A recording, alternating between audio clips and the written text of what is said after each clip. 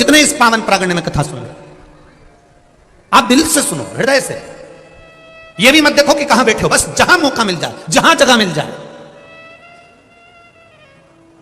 एक काशी के एक भक्त की कथा आती है जिसका नाम भोला था। माता पिता थे, आंखों से अंधा बेटा ने जन्म ले लिया था।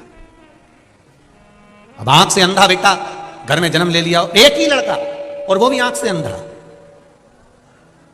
मां भी रोती थी और पिता भी रोते थे कि बेटा ने जन्म लिया तो आंख से अंधा है। नहीं है इसके, अंधा ही है। बेटे को जैसे तैसे माता पिता ने पाल पोस कर बड़ा करा। अब घर में अगर कोई विकलांग है, कोई का पाँव नहीं, कोई का हाथ नहीं, कोई के शरीर में रोग है या बीमारी है और उसका कोई नहीं है, तो माँ बाप तो यही सोचते हैं ना कि हम तो है ना, जब तक है हम तो अपने बच्चे को संभालेंगे, जब तक जीवन मिला मनुष्य की देह। मेरा बेटा है, मुझे संभालना है। अंधे बेटे को, जिसका नाम उन्होंने काशी में भोला रख दिया था, उस भोला को वो संभाल रहे। हमारा सनातन धर्म बड़ा विचित्र बात कहता है, ना अंधे को देखकर कभी हंसना है, ना लूले को देखकर कभी हंसना है, ना अपंग को, ना कोई का हाथ पांव, किसी के नेत्र, कुछ भी तकलीफ है, हमें कभी नहीं हंसना। क्योंकि आप भगवान से क्या मांगते हो? भगवान मुझे आनंद देना, बोलते हो कि नहीं बोलते? भगवान मुझे खूब खुशियां देना। तो भगवान मन में सोचता है, जब तुझे अंधे को देखकर इतनी खुशी हो रही है, लूलों को देखकर इतनी खुशी हो रही है, लंगड़े को देखकर इतनी खुशी हो रही है, तो भगवान भी सोचता है ये गिफ्ट क्यों ना मैं तुझे भी दे दूं, तू पूरी जिंदगी खुश रह ले। ना तो हमें किसी अंधे को देखकर हंसना है, ना किसी विकलांग को देखकर, ना किसी कमजोर को देखकर, ना कोई शरीर से बहुत मोटा है, बहुत तगड़ा है, हमें उसको देखकर भी नहीं हंसना। कोई बहुत दुबरा है, उसको देखकर भी हमें नहीं हंसना।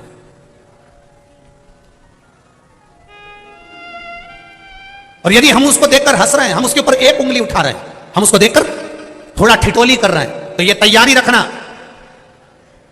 कि इस कष्ट को भोगने के लिए आपका एक जन्म हो सकता है। 84 लाखवें नंबर की योनि है मनुष्य की। 83,99,999 योनियां काटने के बाद यह मनुष्य की योनि 84 लाखवें नंबर की आती है। 21,600 श्वास रोज प्रतिदिन इस शरीर से निकलती है। 3.5 करोड़ पूरे शरीर में रोम छिद्र हैं। ये 3.5 करोड़ रोम छिद्र भगवान ने दिए। 21,600 श्वास प्रतिदिन शरीर से निकल रही है।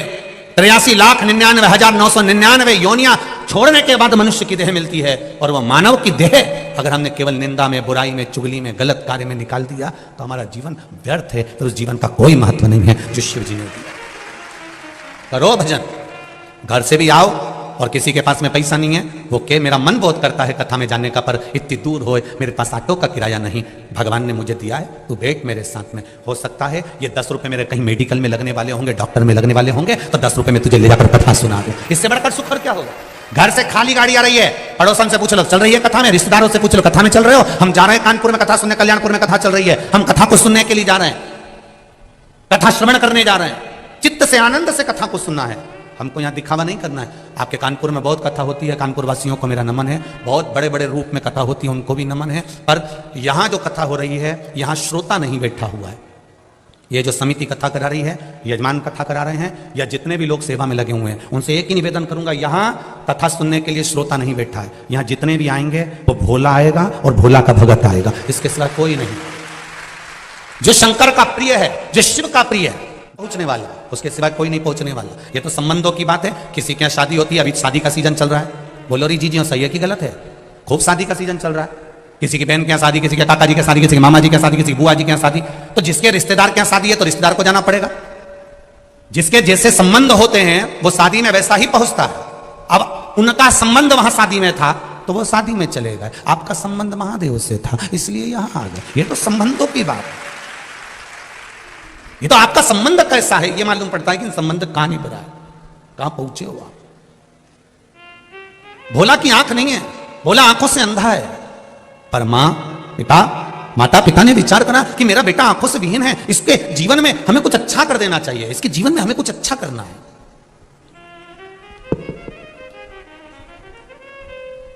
खूब अच्छा करने का प्रयास करो। एक आप सबसे निवेदन है, अपने बच्चों को, तुम्हारे पास में कितना पैसा है कभी अपने बच्चों को मत बताना। तुम्हारी अटैची में कितना सोना है कभी अपने बच्चों को मत बताना। तुम्हारे पास में कितनी प्रॉपर्टी है अपने बच्चों को मत बताना। पत्नी को भले बता देना, भाई बंधु को भले बता देना, मना नहीं, पर बच्चों को मत कहना कि तेरे बाप के पास में, तेरे पिता के पास में इतनी दौलत है। काय को चिंता करता है, काय को टेंशन लेता है? कभी नहीं कहना कि इतना धन, इतना वैभव, इतनी दौलत है। बच्चों से कहो पढ़ाई करो, विद्या अध्ययन करो, मेहनत करो और अच्छी मेहनत करो और दिल से करो, और मेहनत कर कर तुम्हारे पिता ने जैसे कमाया है वैसा तुम कमाओ। बाप की जागीर पर कभी ऐश ना करो। अपने बच्चों को बताओ। भोला के माता पिता ने विचार करा कि भोला एक दिन शरीर हमारा छूट जाएगा और भोला आंख से अंधा है, कुछ करा जाए व्यवस्था, क्या करा जाए? तो उन्होंने कहा कि ये आंख से अंधा लड़का करेगा क्या? ना तो नौकरी कर सकता, ना सर्विस कर सकता, ना कुछ करेगा। एक काम करते हैं, इसको शंकर जी के मंदिर जाना सिखा देते हैं, इसको मंदिर तक ले जाना सिखा देते। बस इतना बहुत है।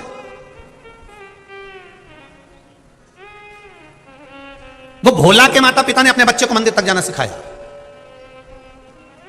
आप में से कितनी माताएं बैठी हैं जो अपने बच्चे से रोज कहती हैं कि बेटा एक लोटा पानी भरकर मंदिर चले जाया कर? हाथ उठाओ जरा। सभी हो? जय हो, रख लो जी हो, प्रणाम, बहुत बढ़िया।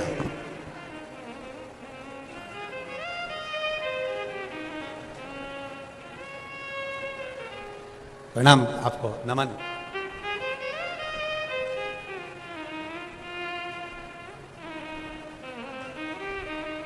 होना चाहिए।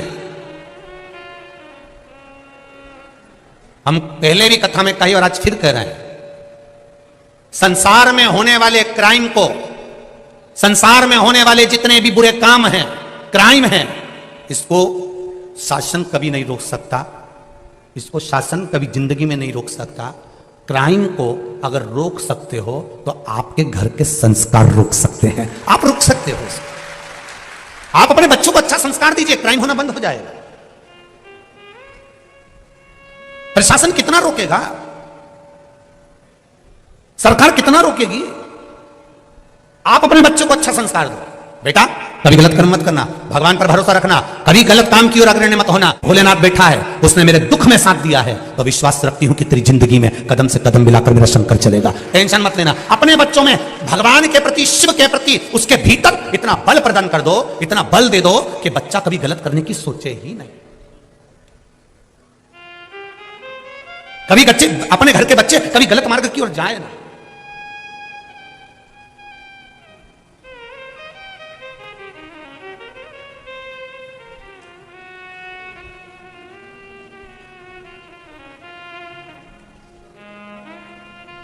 गलत मार्ग की ओर वो बच्चे प्रशस्त ना हो, आगे ना बढ़े। हम कई बार कथाओं में कहते हैं, आपका संस्कार, आपके घर की परवरिश, आपके घर का भजन, आपके घर की भक्ति, ये गलत कार्य को रोक सकती है। यहाँ इतनी माताएं बैठी हैं और इतने पुरुष बैठे हैं, इसमें 70-80 वाले तो बहुत कम हैं। ज्यादातर जितनी भी माताएं और पुरुष वर्ग बैठे हुए हैं, सब युवान बहुएं, बेटे, भाई बैठे हुए हैं, माताएं बैठी। क्योंकि बुजुर्ग माताओं को तो ये लगता है कि भाई महाराज कथा करने आए हैं, ढेर भीड़ हो रही होगी, पैदल भी खूब चलना पड़ता है, तो बुजुर्ग लोग कथा तक पहुंच नहीं पाते। वो कहते हैं हम आस्था पे ही सुन लेंगे, फेसबुक यूट्यूब पर ही सुन लेंगे। पर युवान जो बेटे हैं, बेटियां हैं, माताएं हैं, इनके मन में एक ललकता रहती है कि एक बार मैं शिव महापुराण की कथा शंकर भगवान की छत्र छाया में बैठकर सुनूं, क्योंकि जहां कथा होती है उसकी छत्र छाया में बैठकर कथा का रस तत्व ग्रहण करूं। ये इनके भीतर की जागरूकता कर। अब कहो, आपका बल, आप अपने जो बच्चों को बल दे रहे हो, काशी में रहने वाला भोला, उसकी माता पिता ने बल दे दिया कि अगर हम मर भी गए, हमारे प्राण चले गए, तो बेटा कम से कम शंकर के मंदिर जा रहा है, शंकर का गुणगान कर रहा है, शिव का भजन कर रहा है, शिव मंदिर में बैठेगा, भगवान का भजन गाएगा, तो जितने लोग मंदिर में आएंगे कम से कम वो तो सहयोग करेंगे। आप लोग जिस मंदिर में जल चढ़ाने जाती होगी ना, 2-4 महिलाओं की तो आपस में इतनी फ्रेंडशिप हो गई होगी, इतनी फ्रेंडशिप कि एक दूसरे के बिना रहे ही नहीं। और कहीं कहीं की तो यहां भी आई होगी, तो ग्रुप में आई होगी, हम तो उस मंदिर वाले हैं, वो भी ग्रुप में बैठी हो गया कि हम उस मंदिर वाले हैं, हम लोग वो कथा सुनने के लिए।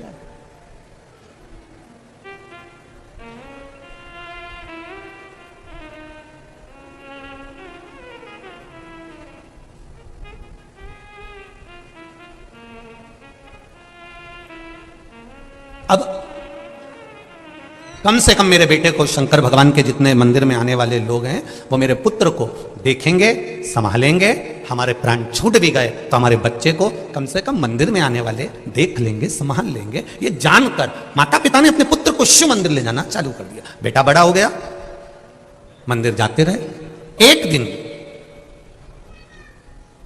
माता पिता ने अपने बच्चे से कहा कि हम परगांव जा रहे हैं, वहां से आए तब तक तुम शिव मंदिर में बैठना। माता पिता परगांव निकल गए और दूसरे गांव से आ रहे थे तो कहीं एक्सीडेंट हो गया और दोनों माता पिता के प्राण छूट गए। भोला शिव मंदिर में बैठा हुआ है, उसकी भक्ति। भोला की आंख में आज अचानक जल बरस रहा है।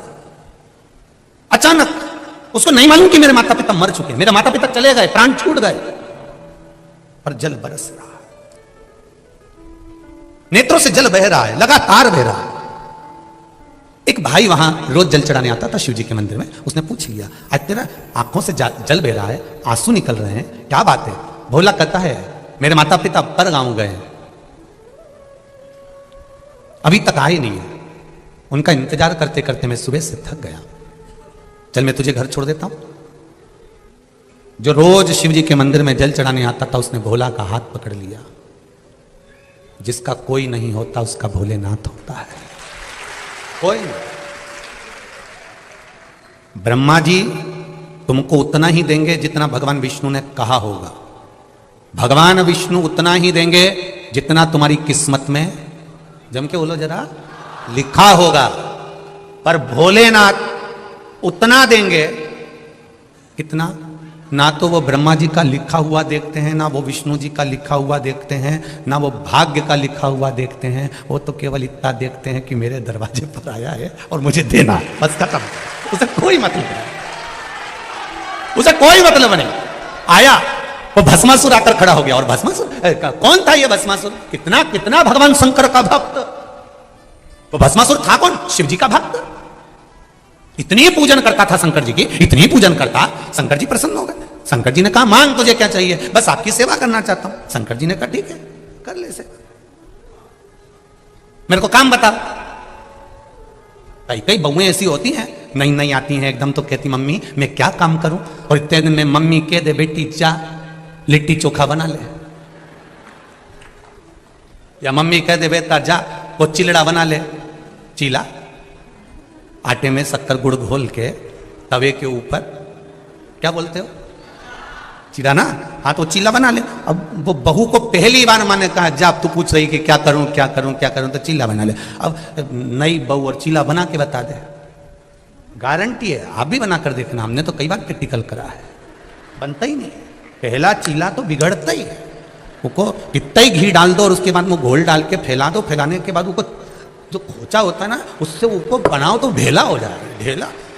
और फिर वो किसी काम का नहीं होता। तो नई नवेली बहू पूछती है, माँ क्या बना? और माँ बोलते चीला बना ले। और इतने में बनाया वो तो ऐसा बन गया। उसने सोचा करूं क्या, तो उसने चूल्हे में ही डाल दिया। सास को खुशबू आई, क्या जल रहा है? कहीं नहीं, चीला देख के मेरा दिल जल रहा है। अब बोल तो सकती थी कि वो चीला जल गया, अब बोले तो बोले क्या?